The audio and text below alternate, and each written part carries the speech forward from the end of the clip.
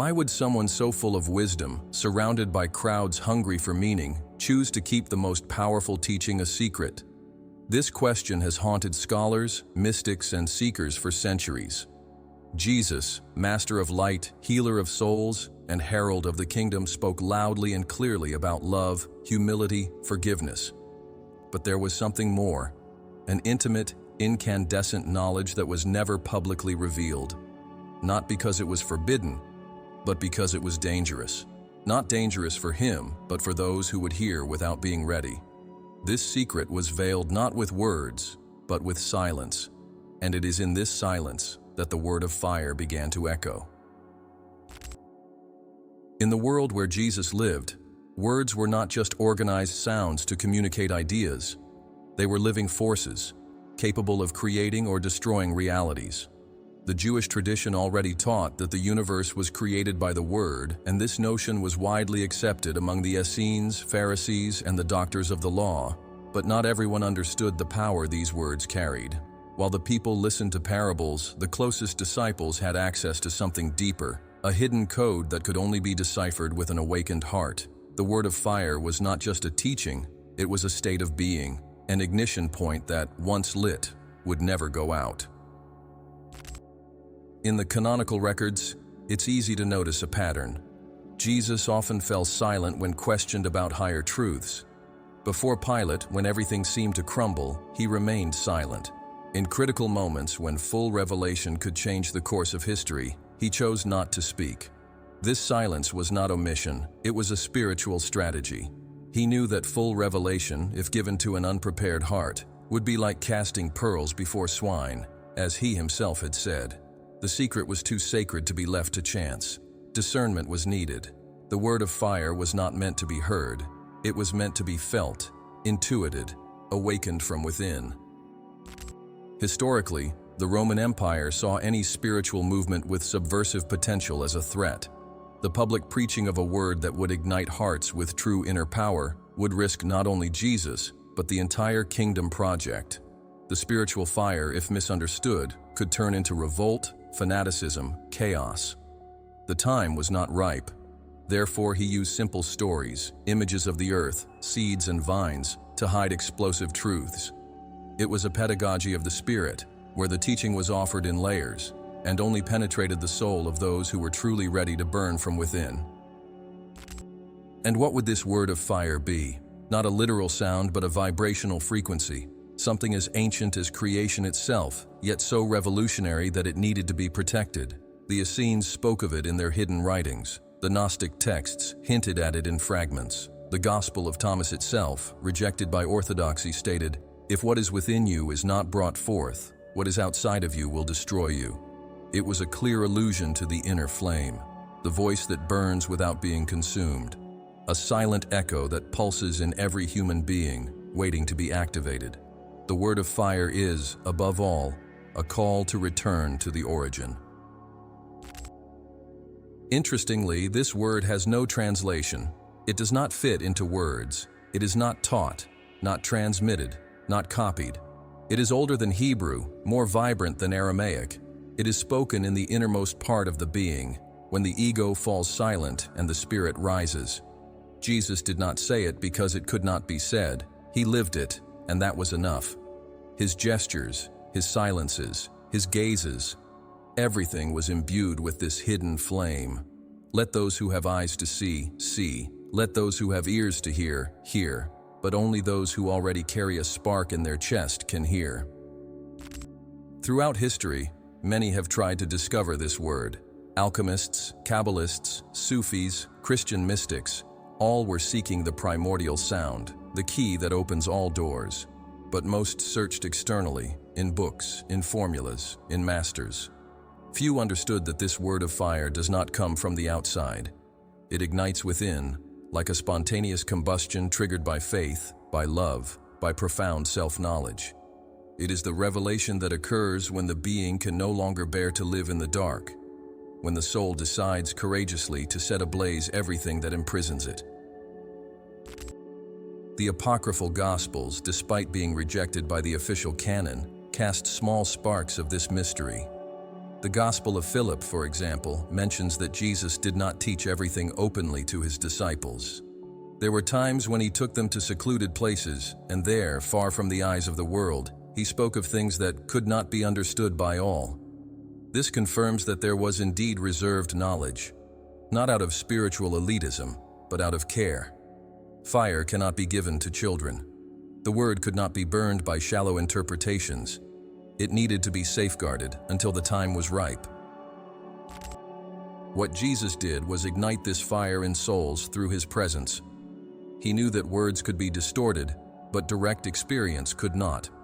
When a person encountered Jesus, something within them stirred. It was as if a forgotten flame was reignited. This was the true word, the invisible touch that moves mountains within the heart. And that's why he said, "The kingdom is within you." The fire did not come from outside. The word that he did not publicly speak was already silently resonating within those who were ready. There was no need for sound when the soul had already begun to burn. It's important to understand that the absence of the word is not a denial, but an invitation. The silence of Jesus is the space where the listener's soul must enter. He did not reveal the secret because the true secret is revealed in emptiness when the seeker stops seeking outside and starts listening within. Silence is the language of eternity, and the word of fire is the silent verb that transforms the being. Jesus planted this seed in his disciples, knowing that over time it would become a living flame in other hearts. He did not want blind worshipers, but conscious fire starters. Therefore, the word that has never been publicly revealed might be the only one truly capable of setting us free, not because it has been hidden, but because few have had the courage to listen to it. It requires inner silence, bravery to face the shadows, humility to accept the truth without a mask. The word of fire is not written in any book. It is imprinted in the very structure of the human spirit, waiting for the exact moment to ignite. And once lit, no darkness can resist. This was the true teaching of Jesus. Not what was said, but what remained burning in the unsaid. Long before the Gospels were written, before councils decided which words would remain and which would be erased from history, ancient cultures were already aware of the hidden power of language.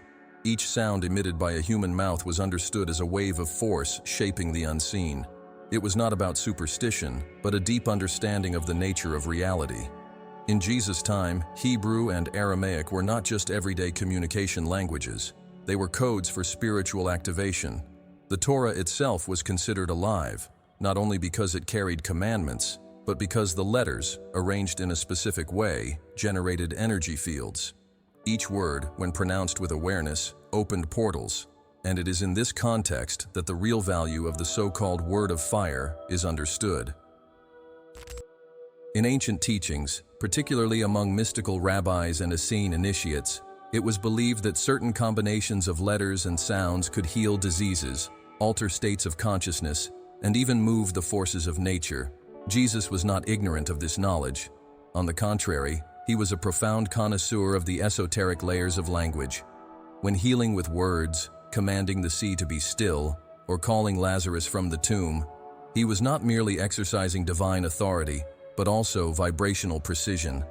He knew exactly which frequency to strike, and this frequency was embedded in the words, not in the superficial sense, but in the vibration they carried.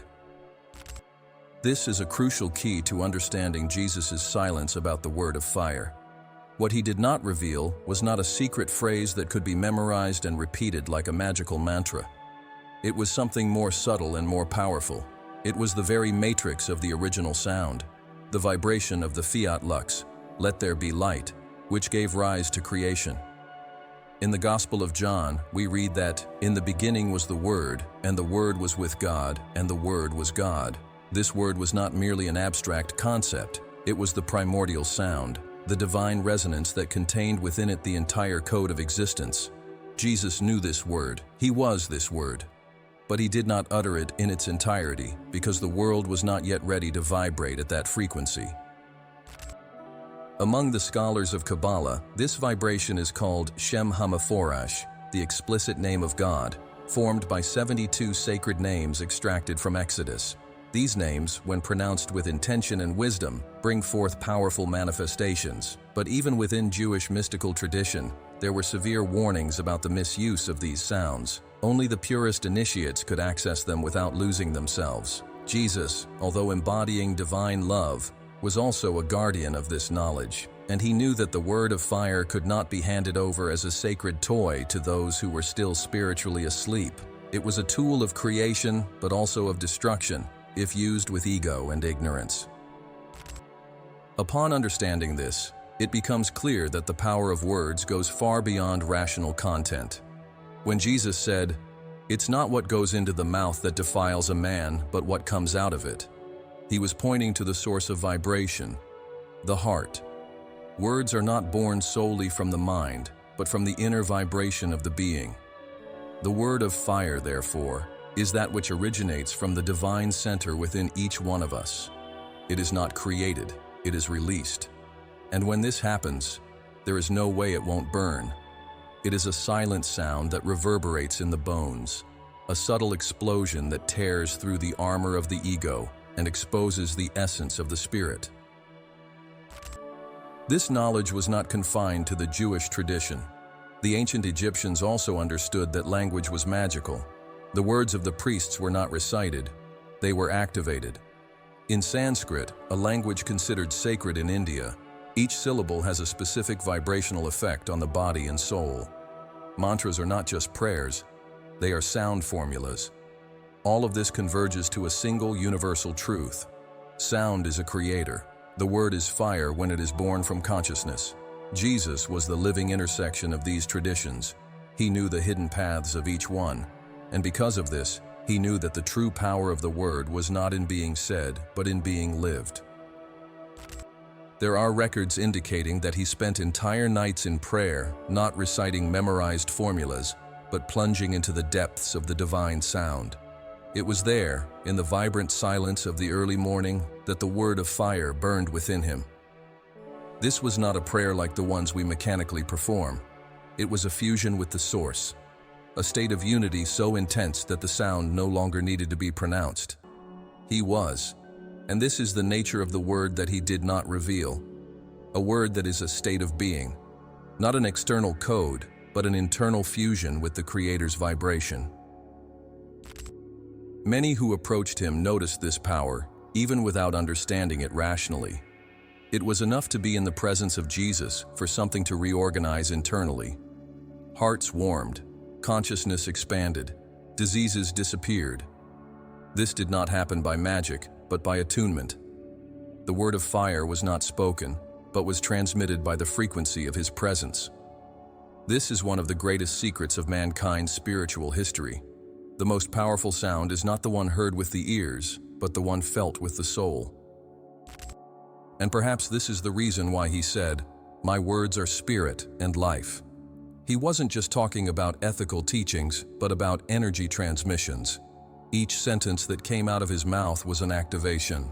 And these activations didn't just depend on the logical content, but on the vibration that supported them. The word of fire, then, was this primordial vibration that he channeled. It was like a beam of creation that crossed time and space to awaken the most divine in human beings. And therefore, it couldn't be put into ordinary words. It would be like trying to bottle the wind, to imprison the sun. Throughout the centuries, various spiritual masters have tried to rediscover this word. Some called it the sacred name, others the primordial sound, and yet others the inner fire. But all, at some point, realized that it could not be discovered externally. The most one can do is to quieten down enough for it to reveal itself. And when this happens, it is not just heard, it is understood in every cell. It is a sound that touches the heart, shakes the bones, dissolves illusions.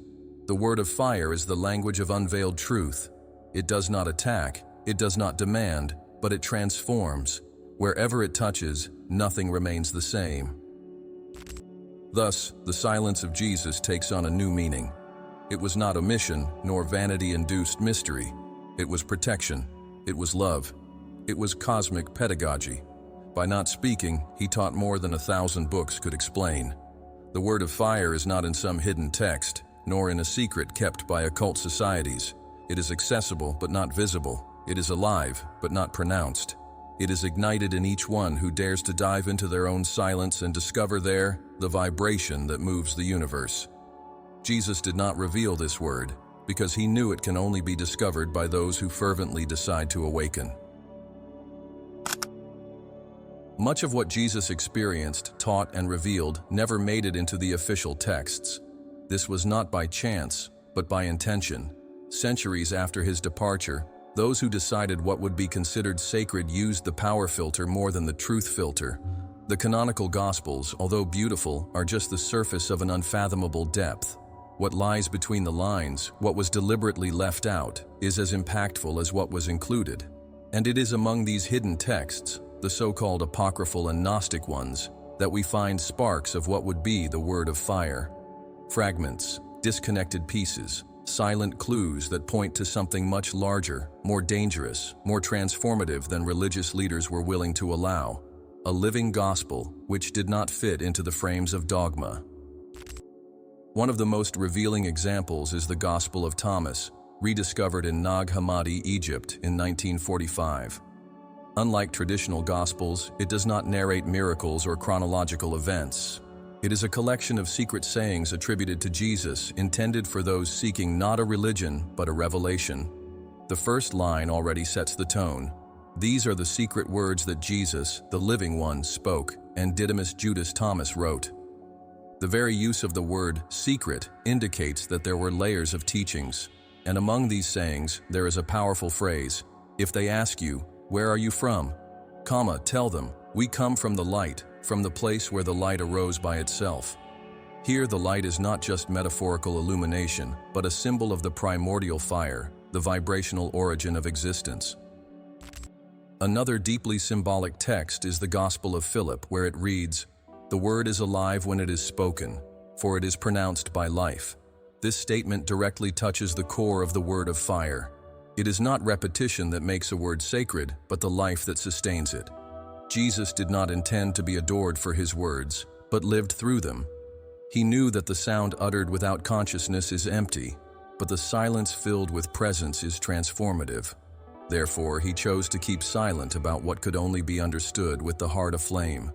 And in this gospel, we also find the mention that the truth did not come into the world naked, but in symbols and images. That is, everything he said openly was just the veil. The word of fire was behind, burning invisibly.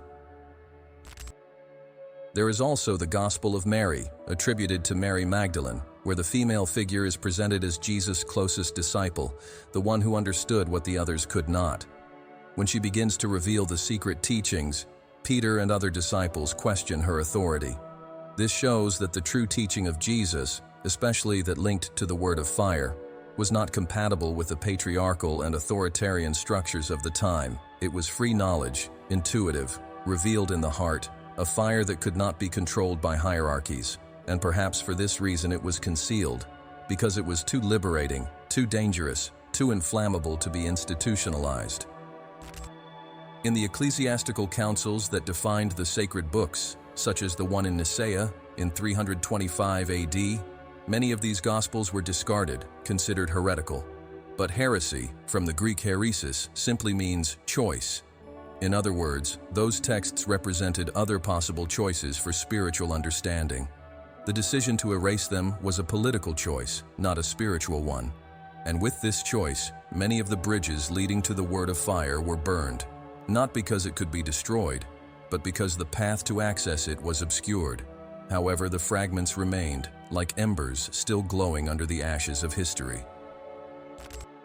The Essenes, a community to which many scholars believe Jesus was connected, also carefully cultivated sacred words. They understood that certain divine names, certain sounds and expressions could not be spoken in a vulgar way. They were reserved for moments of deep communion with the divine. Among them, it was believed that there existed an original word, prior to creation, that contained the essence of the universe. A word that was not an arbitrary combination of letters, but a cosmic sound, resonating like fire in the soul of whoever was purified enough to hear it. And it is possible that Jesus received this knowledge in his youth, in the silent deserts where the ego quiets and the truth begins to whisper. The Book of Enoch, another text excluded from the traditional Bible, also mentions angels guarding sacred words, names of power, seals of fire that cannot be revealed to the common man. The reason is clear. Power without conscience is destruction. The word of fire, being the sound of creation in the wrong hands, could be used for manipulation, domination, ego. Therefore, Jesus did not hand it over, but he left traces. His words, his healings, his actions were maps in the form of gestures. Each of his sentences was like the edge of a deeper scroll, and anyone who dared to go beyond the literal would find there, in between the lines, the traces of the word that ignites and renews. The spiritual alchemy of Jesus wasn't found in external rituals, but in the inner transmutation he provoked. The word of fire is alchemical. It isn't satisfied with the surface. Wherever it arrives, it begins to burn the false, the artificial, the shadow. Therefore, it needs to be discovered through inner merit, not by inheritance, tradition, or doctrine. The hidden gospel is not a text, it is a state of awakening. And many of these suppressed texts point exactly to this, that the true teaching of Jesus was experiential. It wasn't transmitted through books, but through vibration, presence, inner fire. Even today, with all the technology and access to information, few have the courage to face this truth. Because it burns, it destroys comfort zones, it invites a radical detachment from illusion. It's not a truth that consoles, it's a truth that transforms. The fragments left in the hidden texts are like still glowing embers, waiting for a breath of courage to reignite them. They don't contain the word of fire, but they point towards it. They are silent invitations to a journey that can only be traveled inward. The path of fire is not external. It's vertical. It goes from the ego to the spirit, from the mind to silence, from illusion to essence. With this, it becomes evident that the word of fire has always been among us, but never in sight for all. It demands preparation. It demands surrender. It demands a heart willing to die for all that is false. The hidden gospels are not threats to faith, as many have thought. They are opportunities for liberation. They are open windows and walls that religion has erected. They are memories of a truth that withstands time, control, and censorship. And it is up to each one of us to decide, will we continue seeking answers outside, or courageously dive into the flame that burns within us, where the word has never ceased to vibrate. From the most ancient times, great spiritual masters knew that truth, when offered to those who have not yet purified themselves internally, becomes a burden, confusion, or ruin. Therefore, initiation has always been the path chosen by the wise to transmit the deepest revelations, and it was no different with Jesus. Although he publicly preached to crowds, spoke about the kingdom of God, and showed compassion for all, there were layers of his teaching that were carefully protected.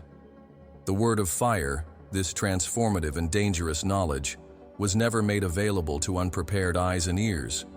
Because it was not just information, it was a spiritual technology, a living frequency that could forever alter the state of consciousness of those who received it, and not everyone was ready to burn. Jesus spoke through parables, metaphors, symbols, and when asked about this, he was straightforward. To you it is given to know the mysteries of the kingdom of heaven, but to them it is not given. This makes it clear that there was a distinction between what was offered to the general public and what was reserved for the initiated disciples. Initiation, in this context, was not an outward ceremony with fixed rituals. It was an inner process of purification, surrender, and understanding. Those who approached Jesus with an open heart, who abandoned their masks, their rigid beliefs, and the pride of the rational mind, began to be prepared for something more, and this something more was contact with the word that burns, transforms, and awakens. Spiritual initiation has always been veiled, not out of elitism, but out of responsibility. Fire is needed to illuminate, warm, and purify, but the same fire can destroy if it falls into the wrong hands. The word of fire, by its nature, is a gateway to elevated states of perception, but also a sharp blade against the ego. There's no way to receive it and remain the same. It demands renunciation. It summons to the altar of detachment, of symbolic death, of radical surrender to the truth. For this reason, Jesus did not deliver it publicly. He knew it would be distorted, misinterpreted, used as a weapon and not as light. By keeping silent about it, he protected the world and also safeguarded the very essence of truth. This logic of initiation was deeply ingrained in the spiritual traditions of the time. The mysteries of Eleusis in the Greek world could not be discussed outside of sacred circles. Among the Egyptians, the knowledge of the Hierophants was only transmitted to those who underwent tests of character, silence, and endurance. The Essenes demanded vows of silence and years of practice before revealing their deepest keys. And in all these traditions, there was a common notion. Certain truths cannot be explained. They must be lived. The word of fire, being a sound that vibrates beyond words, could only be understood by one whose soul was already ablaze, whose inner self was willing to be consumed by light. The initiation that Jesus offered was silent. It took place in the gaze, in the touch, in the presence. The accounts about him show that often it was enough to be near him for the heart to open and the mind to quiet. This is a characteristic of the word of fire. It doesn't need to be spoken when it is emanated. Its vibration penetrates the veil of the intellect and speaks directly to the soul. Therefore, those who truly followed him felt something they couldn't explain. It was like a forgotten memory awakening, an ancient fire rekindling, a name they had never heard, but that was familiar to them. This is the effect of true initiation. It doesn't inform, it reveals.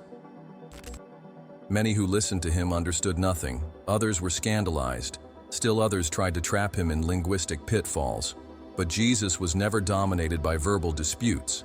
He responded with questions, with metaphors, with silence. Because he knew that true understanding does not come from logic, but from expanded perception. And this perception is only achieved when the heart is already prepared to let go of everything that is false. Initiation is not a privilege, it's a calling. But only those who are tired of living on the surface respond to it. Those who have already felt the emptiness of the world and decided to dive into the unknown. The word of fire, being a point of ignition for the soul, can only be embraced when the inner vessel is clean. That's why so many mystical texts speak of purification before revelation. One must empty oneself to be filled. One must be silent to listen. Initiation is, in fact, a process of death and rebirth. The constructed identity dies. The persona, the social mask, and the essential being is born, naked before the truth. Jesus deeply understood this path. He himself spent 40 days in the desert, confronting his shadows, fasting, emptying himself. And there, in the silence of aridity, he prepared himself to be the full bearer of the word. And yet, he did not reveal it, because he knew that the word of fire can only be received by those also willing to walk through the desert of the soul. Initiation, then, is less about receiving information and more about becoming one with it. The word of fire is not taught, it is embodied. It reveals itself as a fire that consumes illusions, and it is this fire that allows transmutation. That's why so many masters speak of the need to go through conscious suffering, inner solitude, the dark night of the soul. These are the gateways to initiation. Jesus did not hide the word out of cruelty. He veiled it out of compassion. He knew it could only be given to those who had died to the world and been reborn in spirit. And this process cannot be rushed. Each soul has its own time. There is also the danger of the misinterpreted word. Many sacred texts have been used throughout history to justify wars, oppressions, fanaticisms. Imagine then what would have become of the word of fire if it had been launched to the unprepared world. Truth without love is a weapon, and knowledge without conscience is destruction.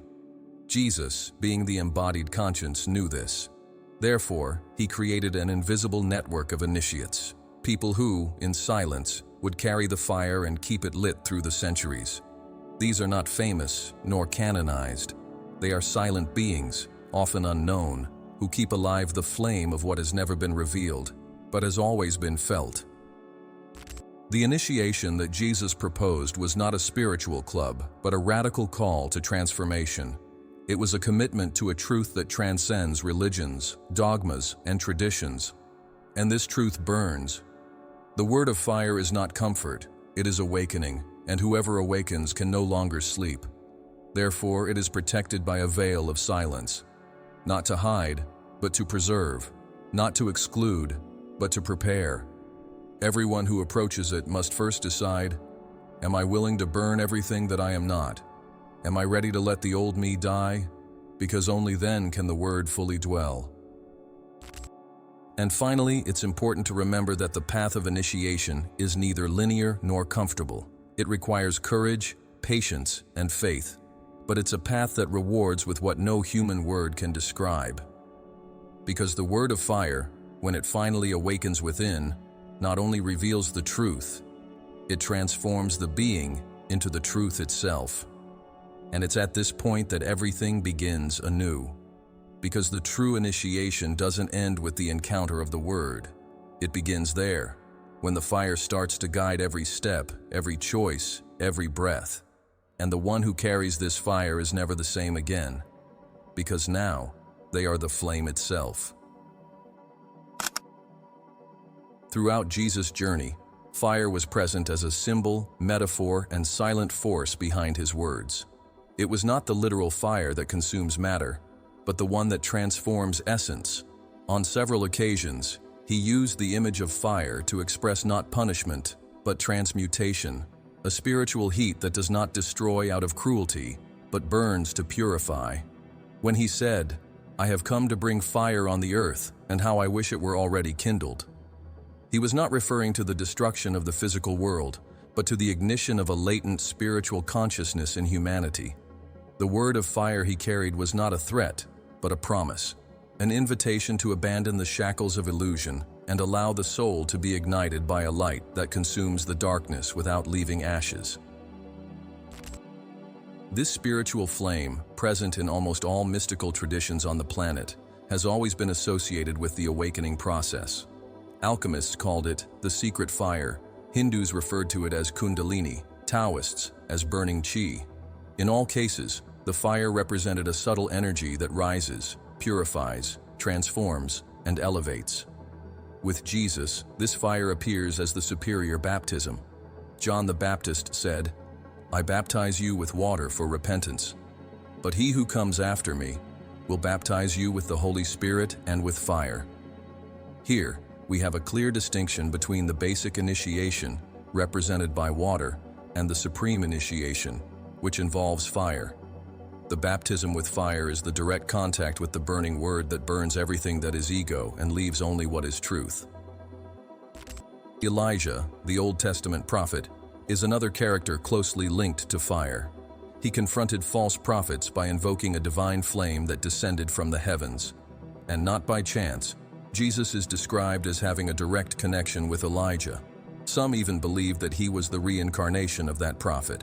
This was not a literary coincidence, but a symbolic transmission. Elijah was the bearer of the fire that purifies the internal false gods, the desires, the fears, the illusions. Jesus, in turn, brought the same fire, but now directed towards the interior of the human being. Not to burn external altars, but to destroy the false idols that dwell within each person's heart. Another key moment is Pentecost. After Jesus' ascension, the disciples gather, confused and insecure, until a force envelops them and tongues of fire rest upon each one. From there, they begin to speak in other languages, to understand mysteries, and to move with courage. This is a symbolic moment of activation. The word of fire, which until then had been protected by Jesus, now begins to burn within his disciples. But note, it is not Jesus who speaks. It is the fire that speaks through them. This shows that the word does not belong to one mouth alone, nor to one tradition. When ignited, it spreads. It finds new voices. It burns in different languages, but always carries the same vibration. Fire also appears in the agricultural metaphors that Jesus often used. When he spoke of the separation of the weeds and the wheat, he said that the weeds would be burned, not as a cruel sentence, but as a natural process of purification. What does not serve the spirit needs to be incinerated. The word of fire is the instrument of this separation. It reveals what is essential and what is illusory. And in doing so, it forces us to choose. Do we want to continue being weeds, feeding the ego and the masks? Or are we ready to be wheat, even if that means going through the furnace of transformation? In many traditions, fire is seen as a portal. Shamans walk across embers barefoot as a symbol of passage between worlds. Cremation rituals signify not just the end of the body, but the release of the soul. And in near-death experiences, many people report seeing an intense, warm, welcoming light. A fire that does not burn, but calls. This flame is the same one that Jesus carried in silence. The word of fire is this point of contact between the visible and the invisible.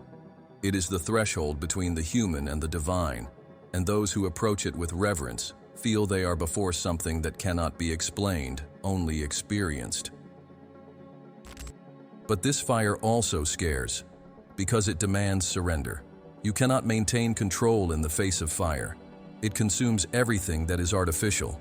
It does not negotiate with the ego, and for this reason, many prefer to avoid it. It is more comfortable to follow a religion full of external rules than to allow the word of fire to burn within, destroying conveniences, habits, inherited beliefs. The fire requires courage. It calls those who are willing to lose everything to find the essential. And this is the greatest beauty of the fire metaphor. It invites us to die to what we are not, to be reborn in what we always were. The spiritual flame also appears as a symbol of vigilance. Jesus said, "Let your loins be girded and your lamps burning." The lit lamp represents the awakened consciousness. The word of fire is, in this sense, the very inner light that prevents us from getting lost in the world's darkness. As long as it is lit, we are alive, present, connected. But if it goes out, even if we are physically standing, we become shadows of ourselves. Keeping this flame alive requires practice, silence, meditation, full attention.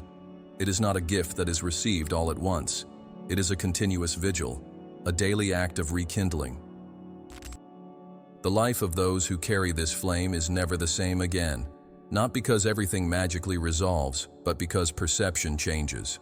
The same pains, the same challenges, the same faces are now seen through the light of the inner fire. Everything takes on a different coloration. The world is no longer a threat, but a mirror. Suffering is no longer a punishment, but a refining process. And death ceases to be the end, becoming a passage instead. The word of fire reorganizes the entire structure of the soul. It doesn't change the world outside, but it transforms those who inhabit it. And for that reason, it transforms the world from the inside out. Those who touch this flame become themselves fire, no longer victims of circumstances, but agents of transformation. The word that was once sought in books, in traditions, in masters, now lives within them, and their life becomes the new gospel, not written on paper, but in actions, in looks, in silences filled with presence. They do not speak of the word of fire. They are this word, embodied in gesture, compassion, and truth. And thus the fire continues to burn, silent, untamed, unquenchable. For millennia, humanity has intuitively understood what modern science is only now beginning to prove: that everything vibrates, everything resonates, everything moves in energetic patterns that support visible reality. Spiritual traditions have always affirmed that the universe was created through sound, through sacred vibration, through a primal word. When Jesus said that words have power, he was not simply using a metaphor. He was speaking of a real vibrational structure. The word of fire, this secret expression that he never directly revealed, was not just a set of letters or phonemes. It was a frequency, a sonic emanation that connects with the foundations of reality. A vibrational password that alters states of consciousness, that realigns the self with the divine origin. Contemporary science unknowingly is approaching this ancient revelation with its studies on quantum physics, sound, water, morphogenetic field, and cellular vibration. At the quantum level, the atoms that make up everything that exists are not solid particles, but vibrational fields. Matter, in essence, is merely a dance of frequencies. When a word is spoken with intention, it emits a vibration that affects not only the listener, but also the environment, the structure of cells, and the surrounding electromagnetic fields. Studies like those of Masaru Emoto have shown that words, music, and intentions affect the structure of water. When words of love are directed at water, its crystals form beautiful patterns. When hatred is emitted, the patterns become chaotic. Our body is largely composed of water. This means that the words we emit, or that we hear, have a direct impact on our physical, emotional, and spiritual state. The word of fire, being the purest of frequencies, would be the one that reorganizes all the others, the one that heals by vibrating, the one that awakens by touching, the one that purifies simply by existing. The Kabbalistic tradition asserts that Hebrew letters are not just graphic symbols, but vibrational codes that correspond to cosmic realities. Each letter carries a frequency, and when they are combined in a specific way, they create sounds that connect the human soul with higher planes. Many names of God, such as the sacred Tetragrammaton, could not even be pronounced, given the vibrational potency they carried.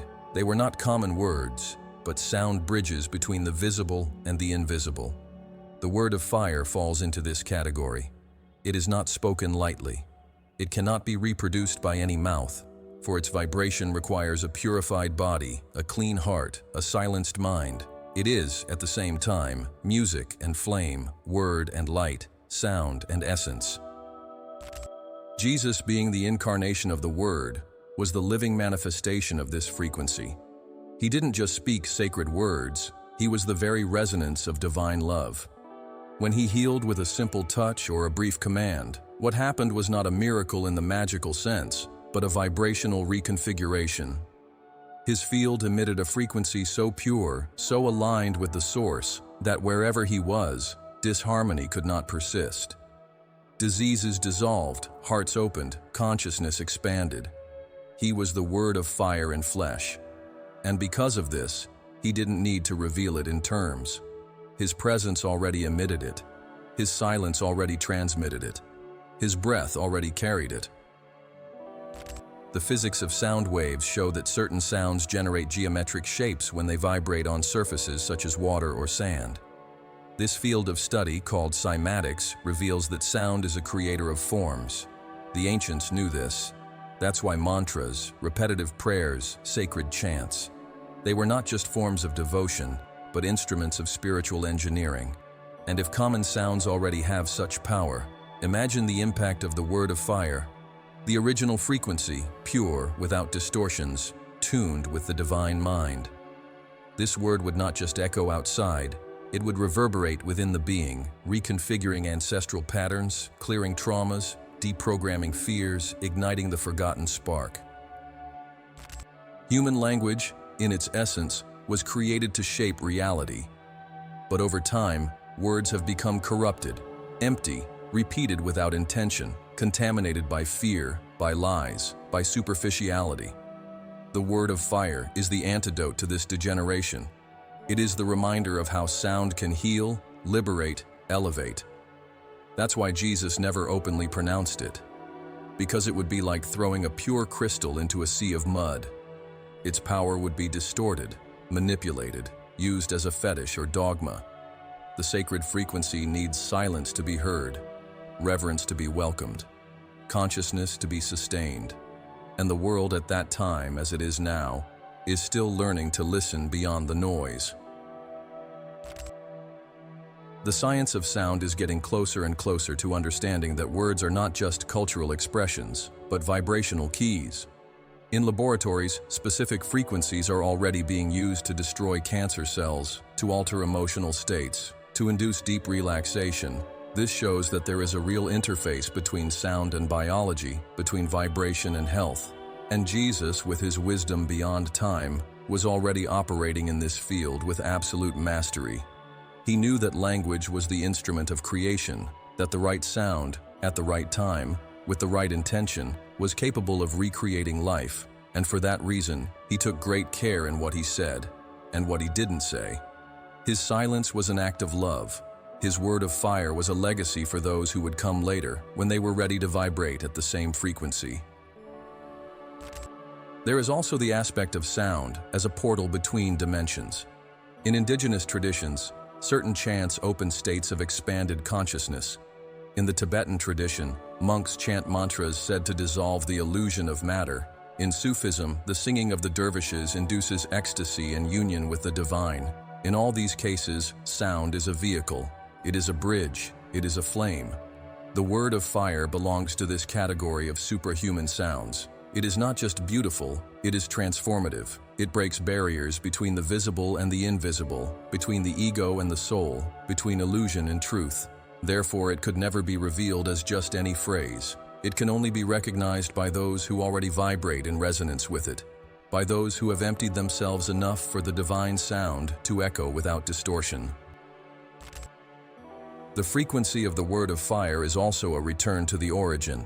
The universe, at the instant of its creation, was an explosion of sound, a singular vibration that gave rise to all others. The Hindus call this Om. The Christians speak of fiat lux, the scientists of the Big Bang. In all cases, it's the same event, the sound that creates, the vibration that manifests, the word that generates. Jesus carried this sound, not to make demonstrations, but to activate what is dormant within us. Because every human being, at their most intimate core, is made of the same frequency. The word of fire does not come from outside, it is awakened from within. When we listen to it, we don't learn something new. We merely remember what we have always been. In this sense, the spiritual journey is a tuning.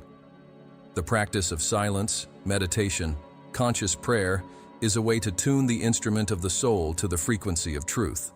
And when this tuning occurs, the word of fire begins to vibrate spontaneously, not as an audible sound, but as deep intuition, as internal clarity, as burning compassion.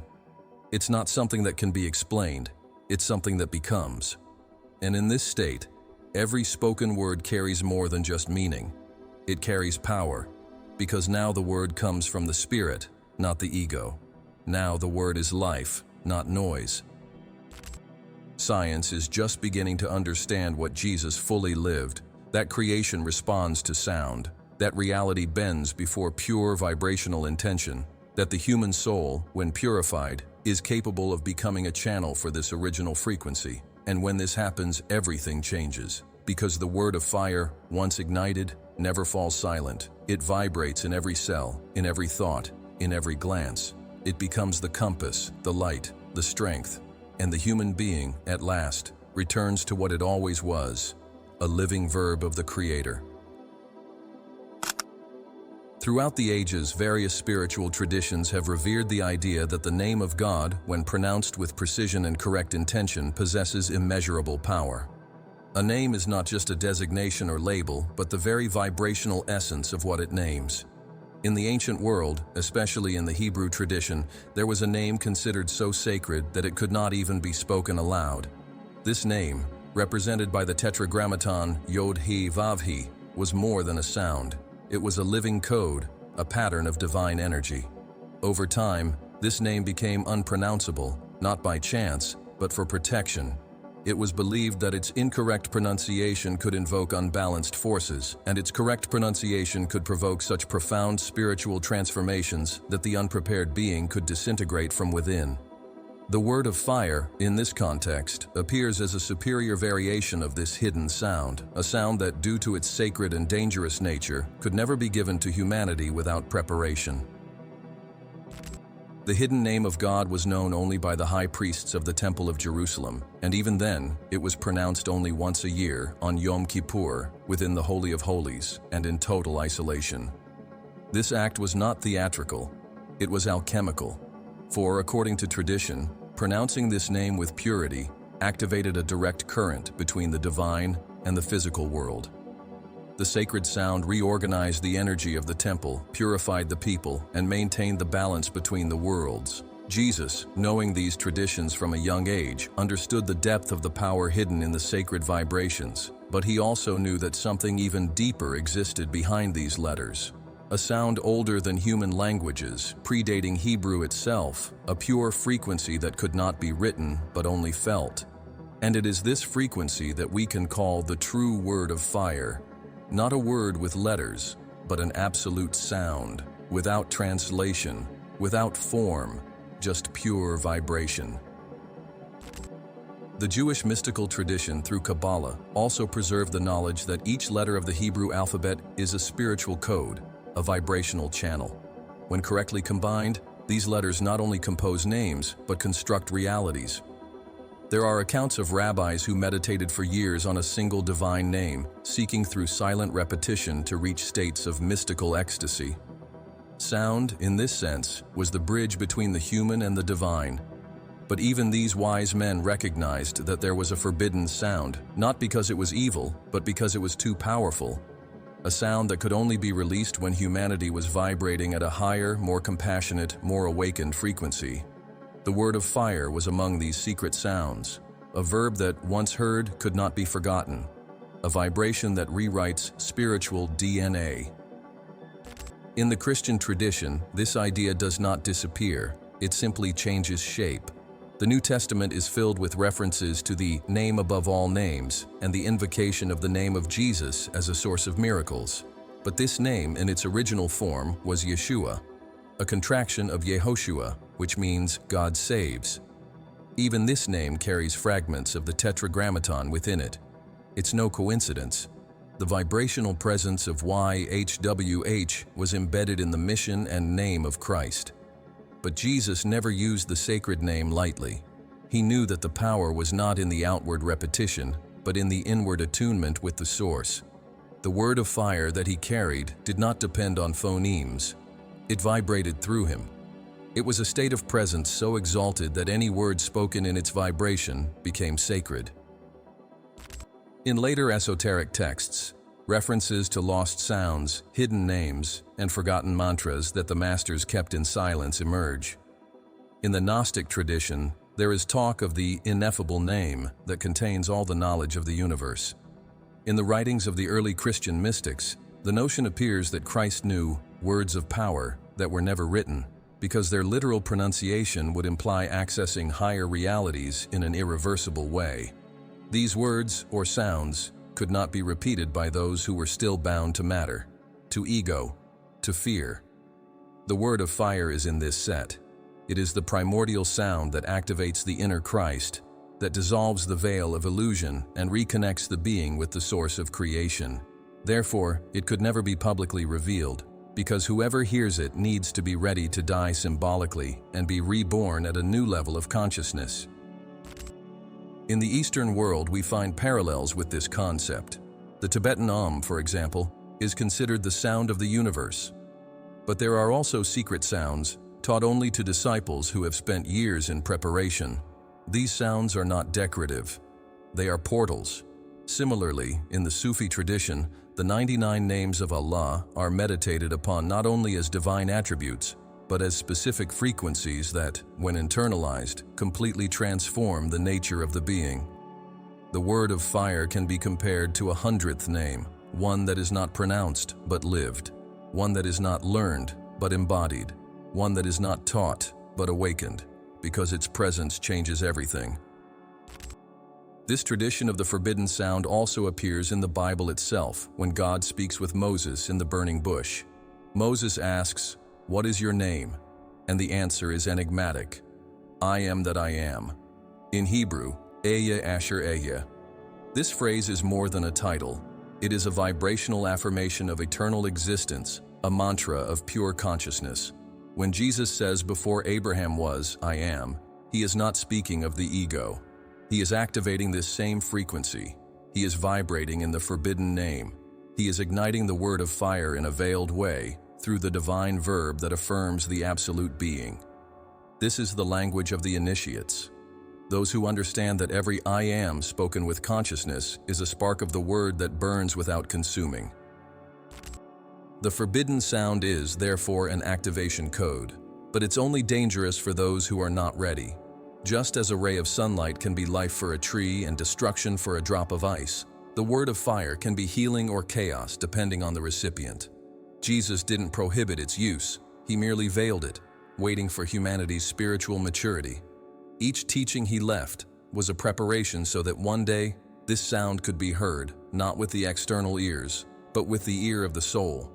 When the consciousness is clear, the heart open, and the ego silenced, the forbidden sound will become familiar, because it has always been inside, just waiting for the right moment to emerge. This is not about deciphering letters or repeating magical formulas. The word of fire is not something to be memorized. It's something to be awakened. It's the sound that echoes when the mind stops, when fear ceases, when love becomes absolute. It's the name that vibrates in the essence of everything that exists. The sound that pulses in galaxies, that breathes in atoms, that dances in cells, that calls for us in silence. And when a human being finally listens, everything transforms. Because this sound doesn't just reveal the mystery, it dissolves the veil, erases the boundaries, illuminates the whole. And whoever hears it will never be the same again, because now they are part of the word itself. The word of fire, although shrouded in mystery, silence, and symbols, has never truly been distant. It has never been a secret hidden in the deserts of the East or locked away in the vaults of ancient monasteries. Its nature has never been one of exclusion, but of preparation. It is an internal, ancestral, vibrant gift, accessible to all who dare to embark on the journey of deep listening. Not with the ears, but with the soul. It is less an external sound and more an internal frequency, a vibration that can only be activated from within. It is not a formula nor a password, but a state of consciousness. A state that is not achieved by mechanical effort, but by alignment, by presence, by truth. To activate the word of fire is, essentially, to remember that from which we have never been separated, the very vibration of the divine that lives within us. For this inner fire to ignite, a radical gesture is required, the abandonment of noise. The common mind, filled with fragmented thoughts, inherited voices, limiting beliefs, and egotistical discourses, acts as a barrier that prevents the primordial sound from emerging. The first step, therefore, is not to find the word, but to silence what is not the word. To silence not only the external sounds, but the internal noise of anxiety, judgment, comparison, fear. True silence is that which opens up space for the unspeakable to reveal itself. And in this silence, deep, brave, bare, the word of fire begins to vibrate. At first, like a whisper, then like a warmth. Finally, like a certainty that cannot be explained, but only experienced. This process requires courage, because activating the word of fire is, at the same time, awakening and dying. It is the death of the false self, of the constructed identity, of the social character. It is not about denial, but surrender. The flame does not invade, it only enters when the door is opened. And this door is the clean heart, the sincere desire to live in truth, the love for the essence. For this, it is necessary to abandon attachment to results, to appearance, to control. The word of fire only ignites in those who are willing to burn what is old, stagnant, comfortable.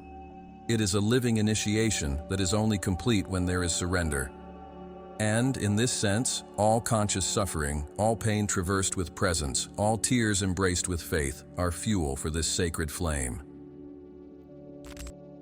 The practice of deep listening is one of the oldest and most effective tools to ignite this fire.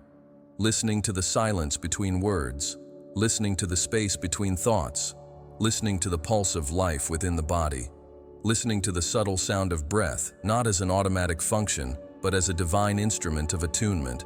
Each inhalation is a call, each exhalation a surrender. In this sacred rhythm, the mind begins to cease its need for control, and the being opens itself to something greater. The word of fire then begins to insinuate itself, not as an audible sound, but as an inner state of full presence. There is no form, but there is force.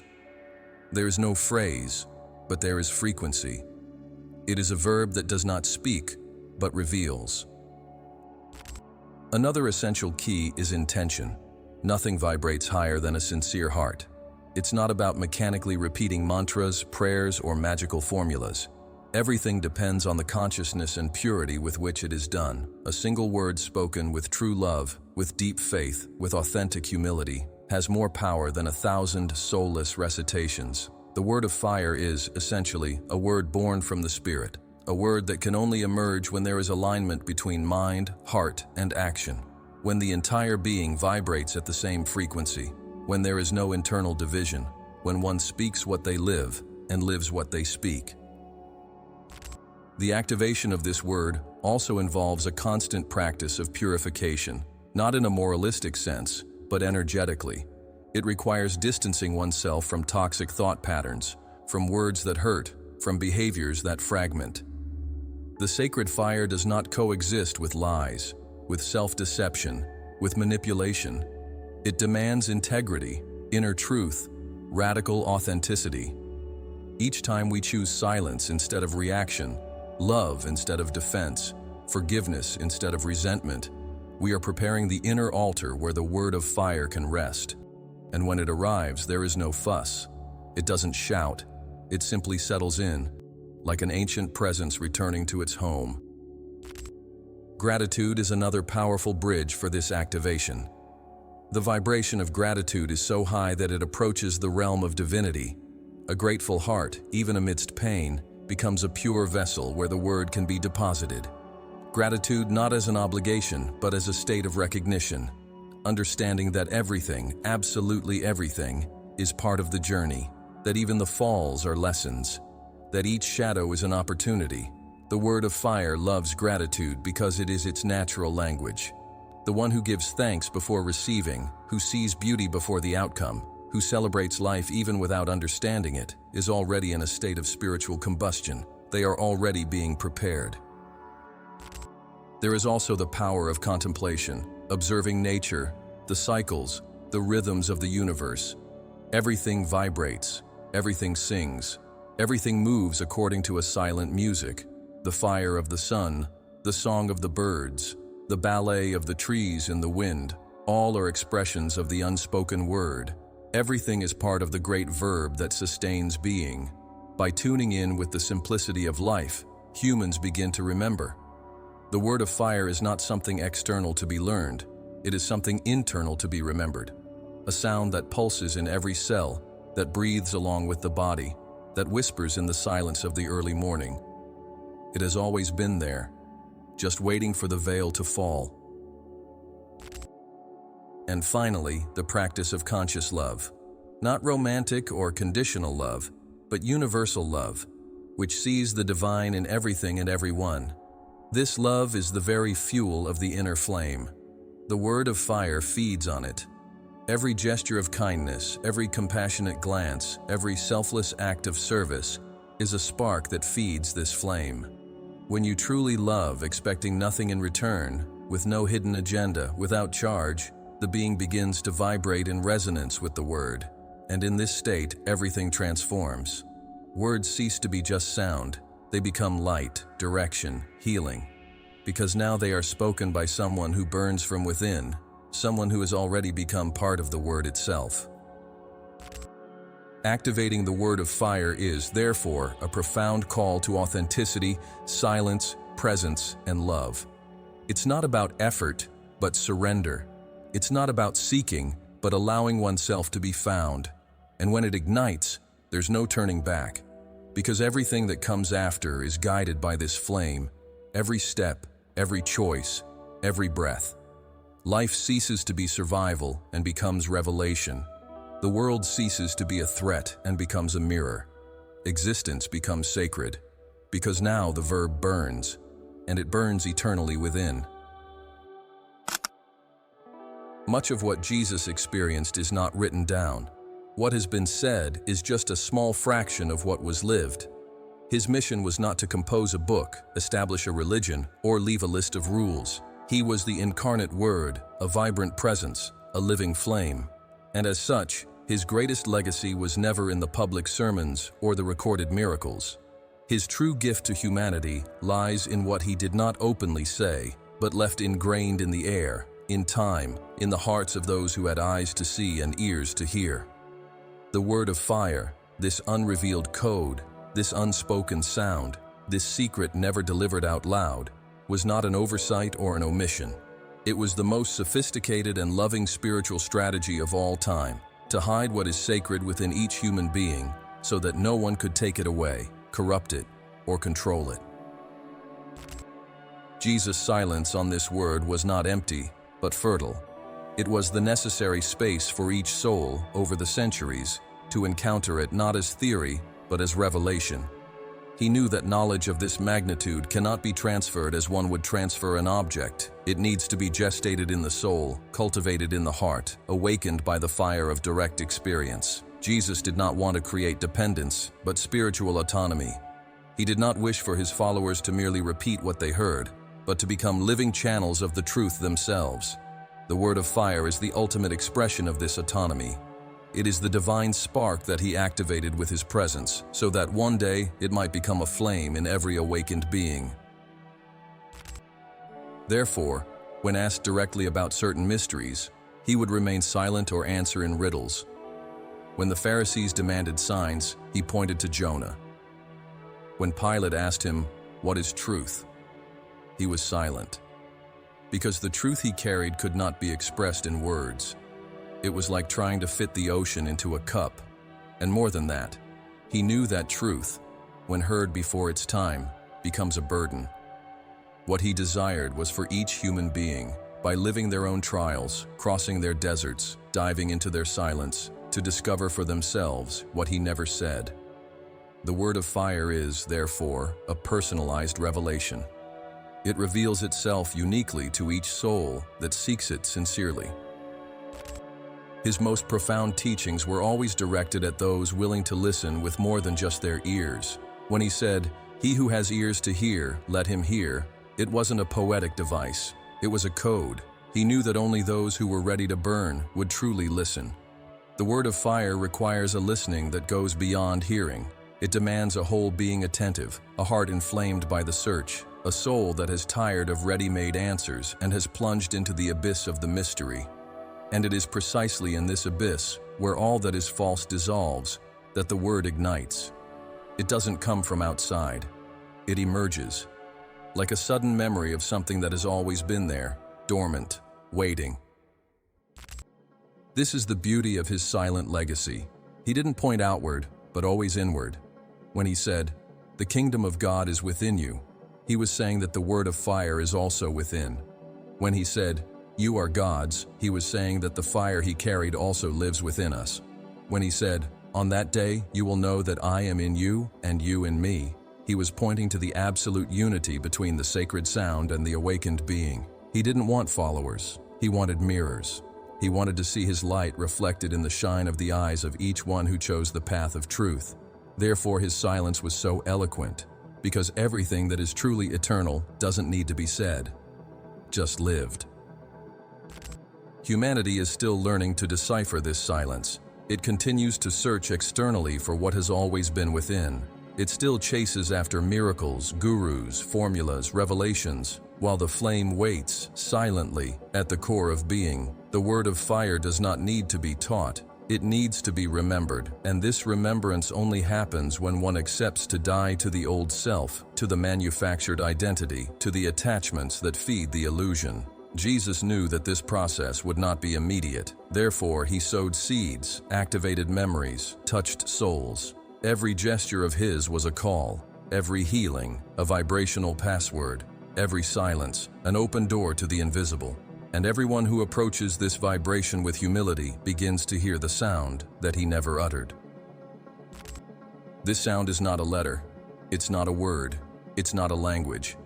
It's a vibration that burns, that expands, that illuminates, that dissolves. When the soul hears it, it understands everything at once, without the need for explanations. It's as if all existence reorganizes itself. The pains find meaning. The fears dissolve. Time disappears. Love becomes absolute. The word of fire is the point where everything reconnects, where the creature remembers the Creator not as something separate, but as essence. When this sound vibrates, even if for a second, the soul knows. It knows it has returned home. It knows it has always been there. It knows that the search is over. And finally, it begins to live. This was Jesus' desire, that you would discover this word within yourself, that you wouldn't live bound by what others said about him, but that you would walk with him in the same frequency, with the same love, with the same surrender. That you wouldn't merely repeat doctrines, but become a flame. That you wouldn't just talk about light, but actually illuminate. That you wouldn't seek miracles, but become one. And this is only possible when the word of fire ignites within. When the vibration of the divine begins to pulsate in your actions, in your thoughts, in your silences. Jesus didn't leave a manual, he left a field. A vibrational field that is still active today, available, burning. Every time someone chooses truth over convenience, love over fear, surrender over control, this word shines a little more in the world. And one day, when enough hearts are ignited, the word that was never spoken will become the new language of Earth. It will not be taught in schools, but will be understood in glances. It will not be sung in hymns, but will be felt in the breath. It will not be written in books, but will be lived in encounters. Humanity will then stop living superficially and start living from the heart. And on that day, the silence of Jesus will be understood as the highest expression of wisdom, because in his silence, he said everything, and in his example, he left the map. A map that doesn't point outwards, but to the fire that resides in the center of the being. The word of fire is this center. It is the sound we are before we are born and after we die. It is the eternal verb, the infinite vibration, the memory that brings us back home. Now the fire is already ignited. It's already pulsing within you. Don't wait for more signs. The time of revelation has already begun. It won't come with thunder nor with trumpets. It will come in silence, in subtlety, in the invisible, in a gesture of love, in an unexpected forgiveness, in a sincere tear, in a conscious breath. Because the word of fire is simple. So simple that only the humble perceive it. So sacred that only the brave sustain it. So powerful that only the silent reveal it. And now, it lives in you. Not to be kept, but to be lived. Burn then, because the time has come. The time to not only listen to the word, but to be the flame itself. Now that the word of fire has been ignited within you, we want to know, which part of this revelation burned the strongest in your soul? Share in the comments what touched you the most on this journey. Perhaps it was a silence you felt, a memory that surfaced, or a fire that began to vibrate differently within you. When you write, you anchor this vibration. And when we read each other, we collectively manifest this frequency in unity. You, who are part of our Mind Unfettered community, are here for a reason. And if this video has found you now, it's because the fire is already alive. So comment below, the fire that vibrates in me today is. Complete this sentence with what you feel. Let's ignite this space together with presence, truth, and collective awakening. And if something inside you still feels that there are more layers, more veils to be crossed, don't stop here. The next step is right in front of you. Click on the video next to continue your journey with The Hidden Prophecy of the Three Veils. What only the truly awakened can see. A revelation that will tear apart the curtains of the invisible and show what only the eyes of the soul can see. Because when the flame ignites, the veils begin to fall. And the path of the awakened, Mind Unfettered, is from revelation to revelation. We'll see you there.